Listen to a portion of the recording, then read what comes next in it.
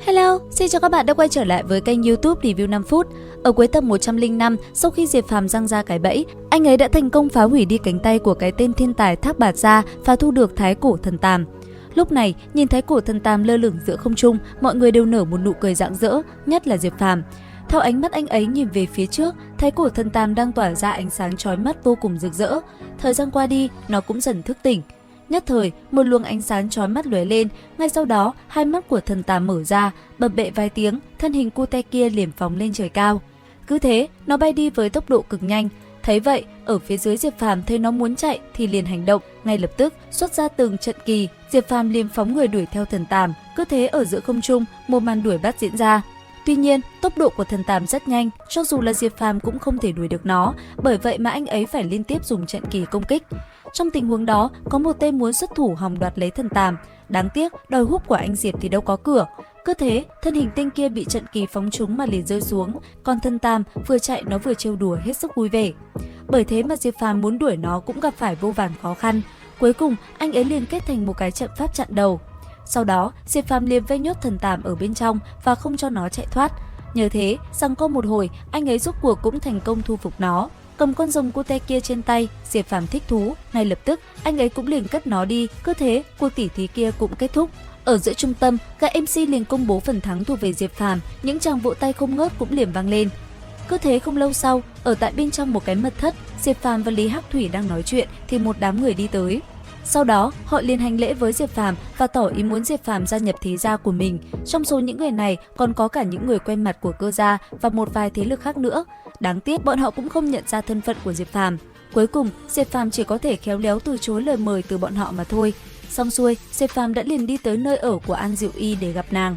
Sau đó, ở tại con thuyền kia, hai người đã nói với nhau rất nhiều chuyện và để cảm ơn Diệp Phàm, An Diệu Y cũng tặng hắn một món quà.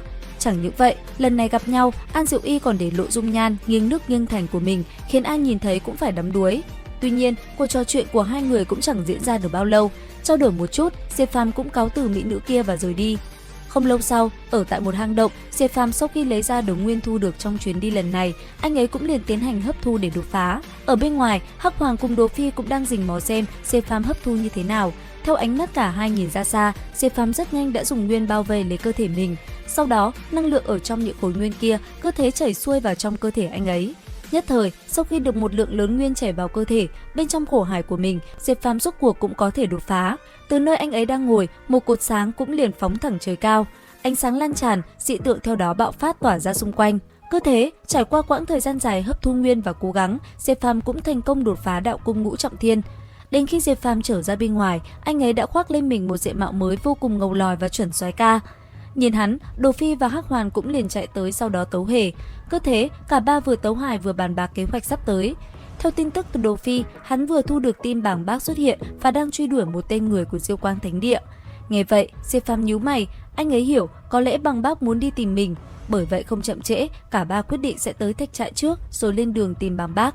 Thế nhưng, thời gian qua đi, không lâu sau Bàng Bác lại đột nhiên từ đâu nhảy xuống thạch trại. Sau đó, từ trong khói bụi, thân hình hắn từ từ hiện ra. Những tưởng mang theo ánh mắt đầy sát ý thì không, vừa nhìn thấy Diệp Phàm đi ra, Bàng Bác đã liền cười lớn rồi chạy về phía bạn của mình. Ở bên cạnh, cái tên Đồ Phi và Hắc Hoàng cũng mau chóng đi ra. Cứ thế, cả bốn người lại cùng nhau tấu hài không ngớt. Vừa trò chuyện, bọn họ cũng không quên trêu chọc Hắc Hoàng một chút. Thế nhưng, Hắc Hoàng đó cũng chẳng vừa, mồm mép không chịu thua ai. Trong đêm tối, bốn người vừa nói chuyện vừa tấu hài vô cùng vui vẻ. Và liệu rằng tiếp theo, Diệp Phàm sẽ tiếp tục hành trình như thế nào? Theo dõi kênh YouTube Review 5 phút để biết thêm chi tiết các bạn nhé. Xin chào và hẹn gặp lại!